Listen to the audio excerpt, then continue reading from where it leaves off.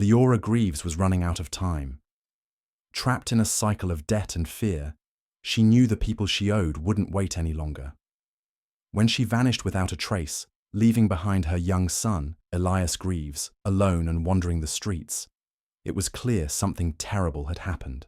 Officer Bryson, Hale and Detective Sienna Calder didn't expect the case of a lost toddler to unravel a chilling mystery, one that led to Daxon Mullins, a dangerous criminal, and Kellan Rhoades, a ruthless enforcer. As they followed the trail of secrets, they uncovered a horrifying truth. Liora had tried to escape, but the ones hunting her made sure she never would. The morning air was crisp, the sun just beginning to rise over the quiet neighborhood. A few early commuters rushed by, barely noticing the small figure standing near the intersection. The toddler, no older than 2, wobbled on unsteady legs, his tiny feet bare against the cold pavement. His clothes were mismatched and wrinkled, his hair unkempt. He clutched a small, dirty piece of fabric in his tiny hands, bringing it to his mouth for comfort. Cars zipped past, some drivers barely glancing in his direction, assuming he was with someone just out of sight. But no one came for him. A woman walking her dog was the first to truly notice. At first, she hesitated, unsure if she was misinterpreting the situation.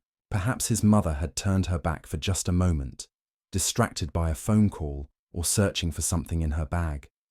But as she scanned the area, there was no adult nearby, no frantic parent running toward him. Something about the scene didn't sit right. She quickened her pace, pulling her dog along as she moved closer. The child looked up at her with wide, innocent eyes, his cheeks smudged with dirt. He didn't cry. He didn't say anything at all. His silence was more unsettling than tears would have been. The woman glanced around again, hoping to spot someone coming forward to claim him, but the street was eerily empty aside from passing cars. She crouched down, speaking softly to him, but he only blinked at her, expression vacant. When she reached into her pocket for her phone, his gaze followed the movement, curiosity flickering across his face. The woman dialed emergency services with trembling fingers, explaining the situation as clearly as she could. Within minutes, the distant wail of sirens broke the morning stillness, growing louder as a patrol car pulled up. 2 officers stepped out, their expressions shifting from routine professionalism to concern as soon as they spotted the toddler. They approached cautiously, speaking in soothing tones. The boy simply stared at them, neither frightened nor comforted. One of the officers crouched down, extending a hand, but the child only took a step backward, gripping his tattered fabric tighter. Not wanting to startle him, the officer reached into his own pocket and pulled out a small keychain, dangling it in front of the boy like a toy. A flicker of interest crossed his face, and after a few hesitant moments, he reached out. Slowly, carefully, the officer lifted him into his arms, feeling just how light he was. His tiny body trembled slightly, but still he did not cry. The officers exchanged a glance. There was something deeply unsettling about how still and quiet the child was, as if he had learned that making noise wouldn't bring anyone to help him. They gently carried him to the patrol car, wrapping him in a soft blanket from the back seat. He accepted it without resistance, curling into its warmth. The officers attempted to ask him questions, but he only stared at them blankly. When they asked his name, he simply pressed his lips together, refusing to speak. His little fingers clutched at the fabric of his blanket, his only sign of distress. The officers checked the area, walking up and down the street, knocking on doors, asking pedestrians if they recognized him. No one did. There were no missing child reports that matched his description, no frantic parents calling for help.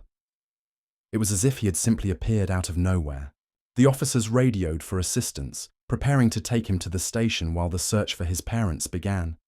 As they buckled him into a car seat, the toddler finally made a sound, a soft, barely audible whimper. The sound, though faint, sent a wave of unease through the officers. Something was very wrong. At the station, the toddler sat on a cushioned bench, wrapped in the same blanket the officers had given him earlier. His small fingers curled around its edges, holding on tightly as if it was the only familiar thing in his world. A social worker had been called in, a kind woman who spoke to him in a soft, reassuring voice. But no matter how gentle or patient she was, he did not respond. He did not cry, laugh, or reach for comfort. He simply sat there, silent and watchful, his eyes darting between the adults moving around him. The officers began their search for answers. They checked local records for missing children, hoping for a match, but nothing came up. There had been no recent reports of a lost or abducted child, no frantic calls from a distressed parent searching for their baby. It was as if he had been completely forgotten. His lack of verbal response made identifying him even more difficult. They estimated his age to be around 2 years old, but without a name, it was hard to make progress.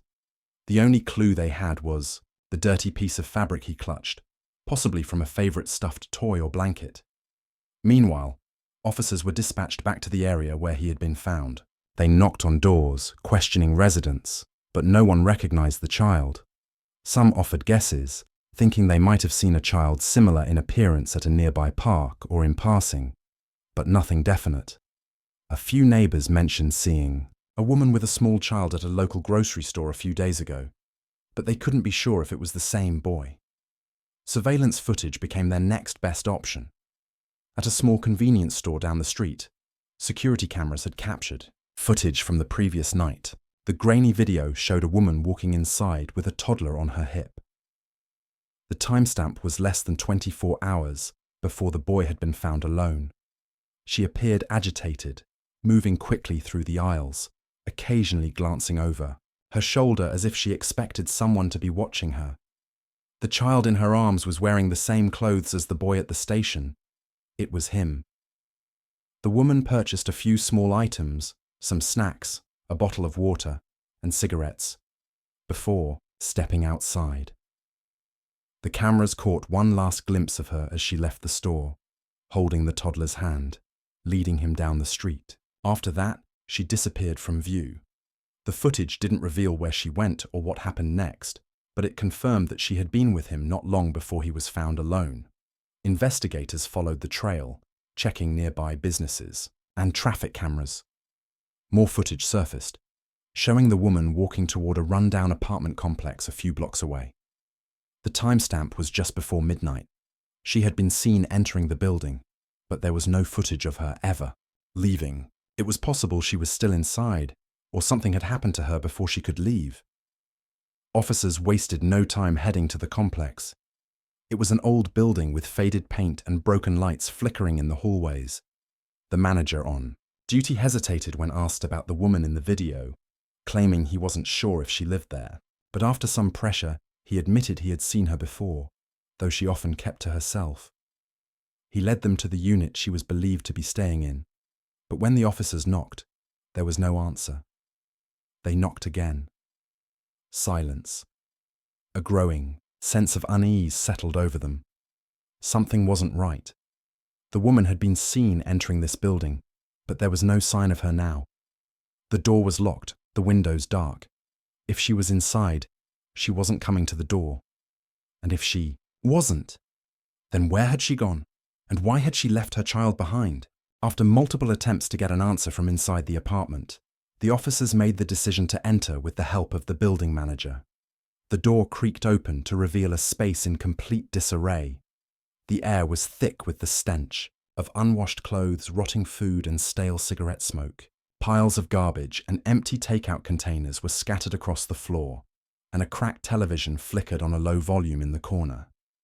The walls were stained with old spills, and the carpet was littered with discarded wrappers and broken toys. The officers stepped inside cautiously, scanning the area for any sign of the woman. A small crib stood against the far wall, its mattress bare and covered in dust. Nearby, a baby bottle lay on the floor, its contents long since dried up. The officers exchanged uneasy glances, realizing the child had likely been living in these conditions for some time. Despite the overwhelming clutter, there was no immediate sign of his mother. They moved deeper into the apartment, checking the bathroom, the closet, and even under the bed, but she was nowhere to be found. Her belongings were still there. Clothes, shoes, an old purse left open on the couch. It was clear she had not packed up and left voluntarily. A phone lay on the kitchen counter, its screen cracked but still powered on. One of the officers picked it up, scrolling through the most recent messages. The last outgoing text had been sent just hours before the child was found. It was brief, reading only, "I don't have anything left, just take what you want." The recipient was an unknown number, unregistered in any database. The officers checked the call log and saw multiple missed calls from the same number throughout the night. It was clear that whoever this person was, they had been trying to reach her desperately. The officers noted down the information, then continued their search. In the bedroom, they found more troubling signs. A dresser drawer had been pulled open hastily, its contents spilled onto the floor. A small, worn-out backpack sat near the door, half-zipped, as if someone had intended to leave in a hurry but never got the chance. There was no wallet, no ID, nothing that could immediately confirm her identity beyond what they already suspected. They needed to dig deeper. Back at the station, officers ran the name they had found on a piece of mail in the apartment, Liora Greaves. The search pulled up a concerning history. Liora had a record of previous encounters with child services, multiple reports of neglect, and a pattern of financial instability. Her history showed a downward spiral: evictions, job losses, and minor offences related to theft. But there was nothing to suggest where she might be now. Meanwhile, officers traced the unknown number from her phone records. It was linked to a man named Daxon Mullins, a name that immediately raised red flags. He had an extensive criminal record: drug charges, robbery, and suspected involvement in gang activity. He had never been convicted of anything serious, but his name had come up in several ongoing investigations. Surveillance footage from the apartment complex provided another clue. A camera at the entrance had captured a blurry image of a man entering the building just after midnight. Though his face wasn't clear, his build and clothing matched descriptions of Daxon from previous arrest records. More importantly, the footage never showed him leaving. With every new piece of information, the situation became more alarming. Liora had sent a cryptic message just before disappearing. A dangerous man had been seen entering her apartment, and her child had somehow ended up wandering the streets alone hours later. There was no question about it. Something terrible had happened. The only question that remained was whether Liora had disappeared willingly, or if someone had made her disappear.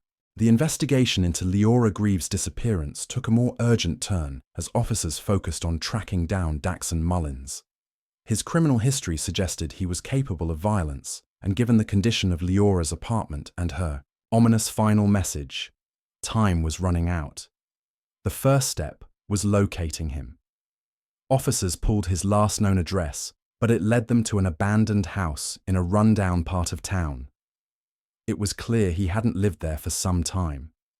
Detectives turned to his known associates, questioning individuals who had been in and out of trouble with him over the years. Most refused to talk, either out of fear or loyalty, but one finally provided a lead. Daxon had been seen frequenting a small, illegal gambling den in the back of a bar on the outskirts of the city. It was a place known for illicit dealings, a gathering spot for criminals who didn't want to be found. Undercover officers staked out the bar for hours, watching as shady figures came and went. Then, just before midnight, a man matching Daxon's description arrived. He entered through the side door, moving quickly as if he was trying to avoid being seen. It was enough for the officers to act. They moved in, surrounding the building, before making their way inside. The atmosphere inside was tense.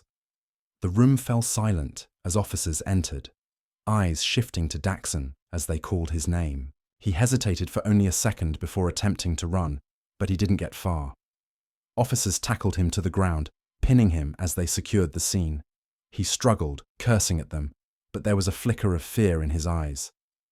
Back at the station, Daxon was questioned relentlessly about Liora's whereabouts. He played dumb at first, insisting he hadn't seen her in days. But when confronted with the security footage placing him at her apartment, his story began to shift. He admitted to going there that night, but claimed she had been desperate for money and had called him for help. He said she was acting strange, paranoid, like she was afraid of something or someone. The detectives weren't buying it. They pressed him further, showing him the text she had sent just before she disappeared. The weight of the evidence was closing in on him, and after hours of questioning, his resistance cracked.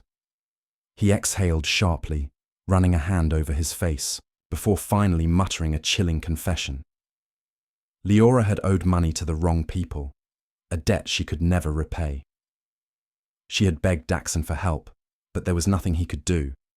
When she realized there was no way out, she made a desperate decision, one that ultimately led to her death. She had tried to run, planning to take her son and disappear, but the people she was running from got to her first. Daxon refused to say exactly what had happened next, but his eyes said more than his words ever could. The detectives knew they were no longer searching for a missing person. They were searching for a body. He eventually gave up a location, a wooded area just outside the city where he claimed she had been taken. A search team was dispatched immediately, combing through the dense trees and underbrush. The night was cold, the wind whispering through the branches as the officers pushed forward, flashlights cutting through the darkness. Then, after hours of searching, they found her. A shallow grave, hastily covered, lay hidden beneath a patch of dead leaves. The body inside was unmistakably Liora. The investigation had reached its tragic conclusion. Her desperate attempt to escape had failed. And the one left behind, the child she had fought to protect, had wandered alone into the world, unknowingly leading police straight to the truth. The discovery of Liora Greaves' body in the shallow grave brought a chilling end to the search. But for investigators, the case was far from over. Now they needed to piece together exactly what had happened that night, who had been involved, and most importantly, ensure that the people responsible were held accountable. The autopsy confirmed what detectives had already suspected. Liora had been murdered. The bruising around her neck and the fractures in her ribs suggested she had been beaten before she was killed. It was a brutal and violent end, one that showed clear signs of rage. This wasn't just about debt. Someone had wanted to make sure she never got away. Daxon Mullins had led police to the body, but he refused to admit to being the one who had killed her. He insisted that he had only been the middleman, someone who had tried to help, but had ultimately been powerless to stop what had happened. He claimed that the real danger had come from the people Liora had crossed, a group that operated in the shadows, lending money to the desperate and punishing those who couldn't pay. His story, while vague, held enough truth to make investigators dig deeper. Through phone records, they were able to link Liora to an individual named Kellan Rhoades, a known enforcer for a dangerous loan shark operation. Kellan had a history of violence, but his name had never been directly tied to any murders. He was known to make people disappear, to send warnings in the form of beatings or destruction of property, but killing a mother in cold blood was a different level of crime. Detectives tracked him down, but he wasn't an easy man to corner. He moved frequently, using different addresses, never staying in one place for too long. It took days of surveillance before they finally caught him leaving a warehouse in the dead of night. He had barely taken a few steps before officers closed in, surrounding him before he had a chance to flee. At first, Kellan refused to talk. He smirked through the interrogation, claiming he didn't know anything about Liora Greaves. But when confronted with Daxon's statement and the evidence linking him to her, his demeanor shifted. He leaned back in his chair, his expression hardening, and finally admitted to being involved. He told them that Liora had been warned. She had borrowed money, promising to pay it back, but the more time passed, the more desperate she became. When she realized she was out of options, she had begged for a way out. But in their world, there were no second chances. When she tried to run, they made an example out of her. Kellan didn't reveal exactly who had given the final order, but it didn't matter. He had played his part, and now he was going to face the consequences. With Daxon and Kellan both in custody, the case was finally closed.